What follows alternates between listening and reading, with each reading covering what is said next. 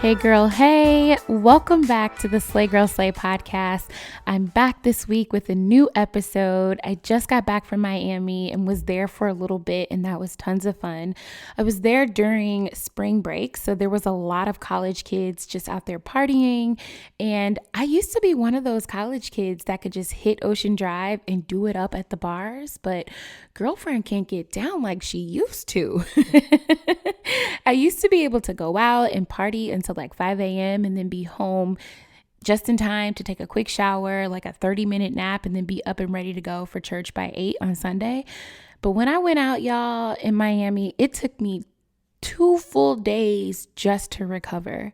I mean, my feet hurt so bad the next day. My body was sore. I had no voice whatsoever. It was a hot mess express. But anyway, it was tons of fun. I'm glad to be here today with all of you. I hope your Monday is off to a great start today.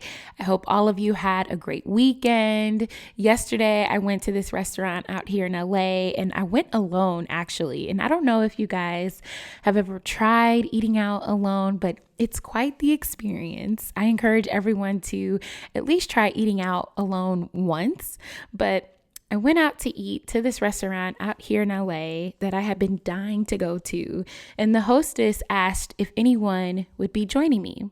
And I said no, and she led me to my table, and all was good. And I'm sitting down, I'm looking at the menu, and this place is it's a date type of place, right? The vibe is super chill. The lights are dim, and I'm sitting there looking at the menu, and the waiter walks up and introduces himself. And then he asks if anyone is joining me. And I say no. And this is now the second time that someone has asked me if anyone would be joining me. And although I'm being overly sensitive while I'm sitting there, this is protocol at restaurants, right? They need to know if someone else is joining so they can wait to take both of your orders. So I just brushed off the question again, even though I was starting to feel some type of way about it. And I told him no, it was just me. So he took my order and he walked away. Then a different waiter walked by and asked if he could take the other table setting off of the table since no one else was joining. And in that very moment, I was reminded of just how single I was. And I don't know if you ladies are single, but I am single. Like the type of single where I can wear my favorite raggedy sweatpants to bed because I'm the only one in it. And single where I can go weeks without shaving my legs because no one's feeling on them. In full transparency, y'all, I've been single for a good minute as in my last relationship was back in 2012, and we weren't even in a real relationship. We were just talking. And when I go out in public, I don't look like a sea creature, right? I can pull it together pretty quickly and give a good slay when I need to. But from what I've gathered the past 7 or so years is that it's just not my time. And I know there are quite a few of you who are single or just casually dating. I know through the comments on social media and when you engage with some of our posts that you guys are single, and I'm right there with you. Some people will play their Jedi mind tricks on you when you tell them that you're single, and they say, oh, you must be too picky. Oh, you're too mean. Oh, you don't know what you want. You don't talk to enough people. You're not outgoing enough. You need to go out more, and just so many other things. And while you did not pay for their services, thank them for the consultation and tell them to keep their opinion. It's just not your time. And guess what? That's okay too. In the beginning, I had to constantly remind myself that it's just not my time to be in a real relationship. And over time, I've just become content with my singleness. I learned to live alone, but y'all, being alone and being lonely are two very different things. It's okay to want the companionship of another person. It's okay to want to share your life with someone. We all want and deserve that. But what I want you to get is that you don't have to be desperate for it. You don't have to feel sad because you don't have it right now. You don't have to be thinking in the back of your mind when you go out, is this going to be the night that I meet someone? You know, I fully believe that when it's your time, you won't have to find him, he will find you. Think about where you are in your life right now and all the people you've met thus far. Think of the place you work. Think of the places that you like to go out to eat, the places you grocery shop, your girlfriends, your ex-boyfriends. None of that was by accident. Meeting those people and going to those places, that is not by accident. Those people ended up in your life for a reason. You're in your job for a reason. There was a purpose that needed to be served when these people entered your life. You did not go looking for them, but they found you. Let's use this podcast for example. You did not wake up one Monday morning and say, I think today I'm going to download the Slay Girl Slay podcast. And now you're here. No, we found you, whether that be by word of mouth, by Instagram or Facebook, by someone else sharing about the podcast on their accounts. Somehow, some way, we ended up meeting at some point. And look at us now. So my question to you is, what makes you think that won't happen with the man you were destined to be with? What makes you think that there is no one that has been set aside for you? And I'm going to be brutally honest. I still pray to God sometimes and I'm like, Lord, this must be one heck of a stunt you're about to pull off, because the men that I see walking around here, this can't be it. This can't be all that's out there, you know? But I always say, God knows our hearts. He knows our wants. He knows our desires. And if we want and desire companionship, we will get that. It may not be on our timeline of when we want it, but I certainly believe that there will be a time that it will happen for us. Single is not a curse, sis. Single is not the end of a sentence. There is no period behind single. This is not the end of your story. Let me also be clear and say that there is absolutely nothing wrong with you.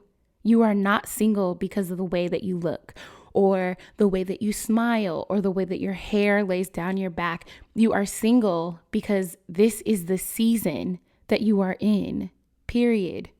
And I'm going to get more into seasons in a second, but like I always say, there is a process for everything, boo.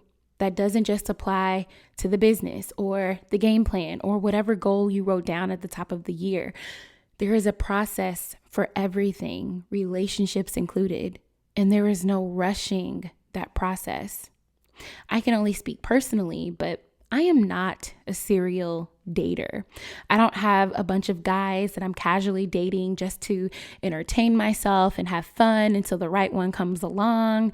I'm not weeding through a bunch of bad guys to find my good guy. I'm just out here doing me. And if you're casually dating for fun, do you, boo? Get your Tinder on, get your Coffee Meets Bagel on, or whatever those apps are. Do you all the way. There is nothing wrong with that. I am just speaking about me and why I choose not to do that. There is an exchange in everything that we do.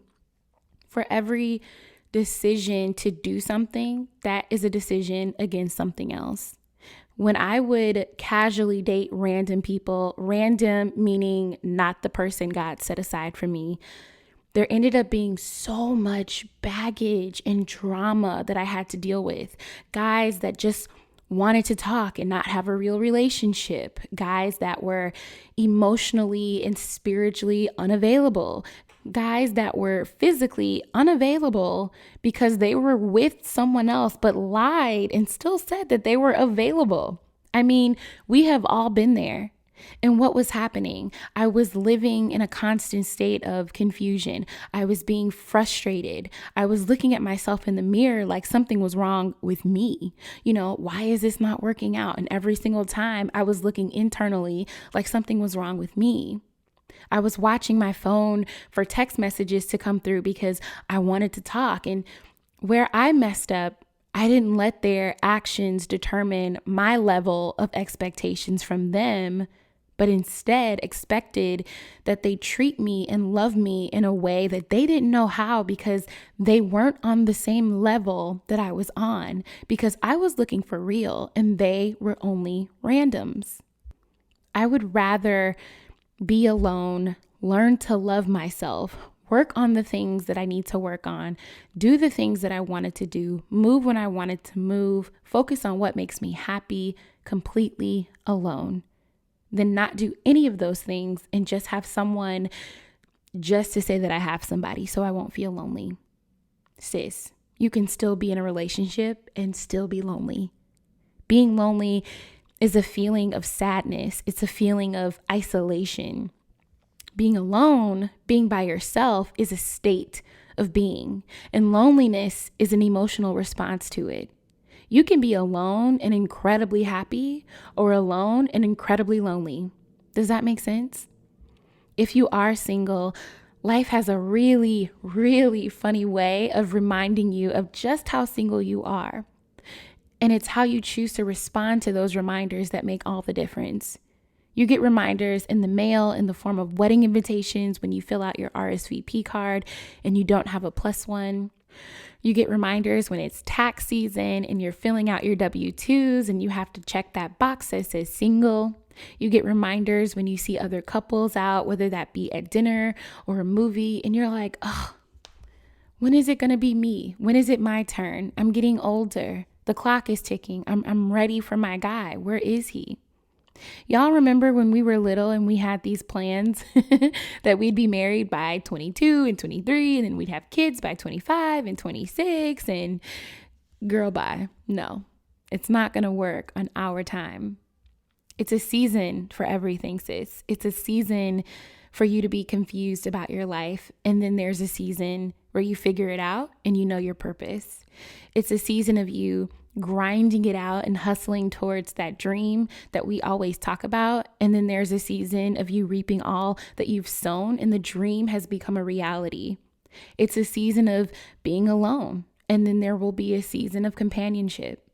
And since this is a season that you are in, and some seasons last longer than others, mine's being one of them, you have to ask yourself, what do I need to be doing in this season so that when it is my time, when it is time for me to be with someone, I have my stuff together?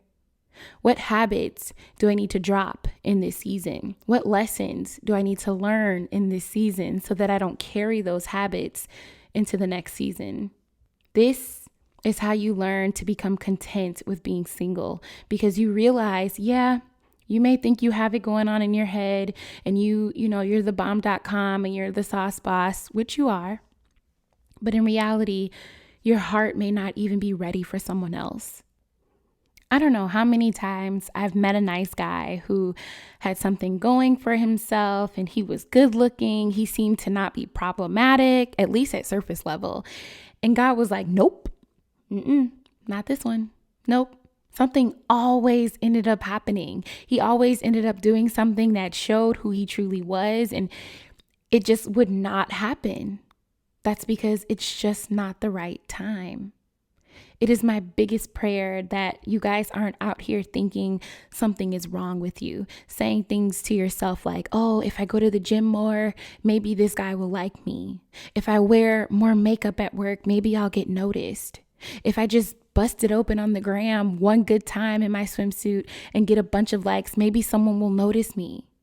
And although I am all for a good gram pic and working out to be snatched and wasteless by summer, and y'all know I live for throwing on some good lashes, that is just not the recipe for someone to love you, honor you, and respect you.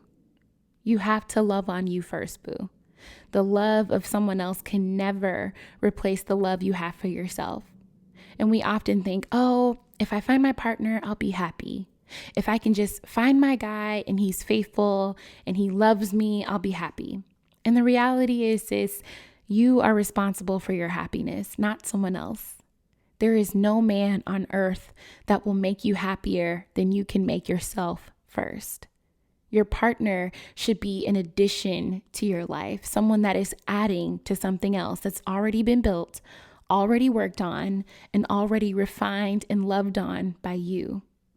Don't be the girl that's constantly mad at her man because he doesn't know how to love her when she didn't even take the time to learn what it was like to love herself. It's all about you, boo. This time is your time.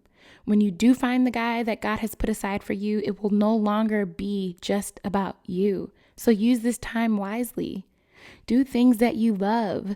Try new things that you might end up loving. Read as much as you can. Exercise that brain with as much knowledge about politics, business, your community, science, astronomy, health, whatever it is you want to learn about, learn it. Pick up a new skill. Take the classes you want to take. Travel the places that you want to go. And I know you want to travel the world with Bae one day, but until Bae comes, travel anyway. Go to bed not worrying if someone is cheating on you. Wake up not worrying about who didn't text you. Focus on your bag. Eat as much as you want or as little as you want. Go makeup free and moisturize that skin like crazy. Try the new restaurant, even if it is by yourself. Order as much as you want on the menu and go home and put your raggedy sweatpants on and live your best single girl life as much as you possibly can. Because while you're focused on you and doing your thing and living your best single girl life, the best man, the one that you're supposed to be with, is going to find you. All right, you guys, that wraps us up for this week. I would much appreciate it if you guys would leave a comment in the comments section with your thoughts on the Slay Girl Slay podcast, and even more if you would subscribe. Send me an email with any topics or feedback on today's podcast, and you can always find us on Instagram and Facebook at Slay Girl Slay, or come visit us on our website at www.slaygirlslay.com. Until next week, we will chat soon. Peace.